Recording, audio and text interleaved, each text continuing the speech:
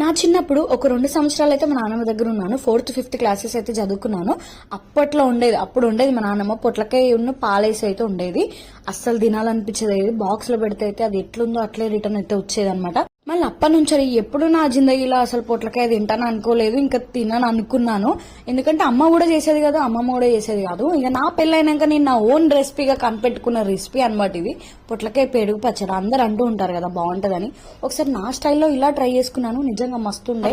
అప్పుడు అనిపించింది అనమాట, మా నాన్నమ్మకి రెసిపీ తెలిసి ఉంటే ఆ రోజు బాక్స్ కాలేదు కదా అనిపించింది. మీరేమంటారు చెప్పండి అని సరిపోతుంది కదా. మీరు ఒక్కసారైనా కామెంట్ చేస్తారా? చెయ్యరు. మన వాళ్ళైతే ఇంకా మొత్తానికే చేయరు. ఆ విషయం పక్కన పెడితే ఆ రోజు వచ్చేసి దొండకాయ కర్రీ అయితే చేశాను. అస్సలు తినబుద్ధి కాలేదు ఎందుకేమో. ఇంకా వేడి అన్నం అయితే వేసుకున్నాను. మంచిగా ఒక్కదాన్నే ఉన్నాను అనమాట. అలా ఫుడ్ ఎంజాయ్ చేయడం కూడా ఒక ఆర్ట్ కదా. అలా వేడి అన్నంలో కలుపుకొని ఒక ముద్ద తింటే ఆహా చాలా అబ్బాయి జీవితానికి అనిపించింది. చిన్న లైక్ వేసుకో.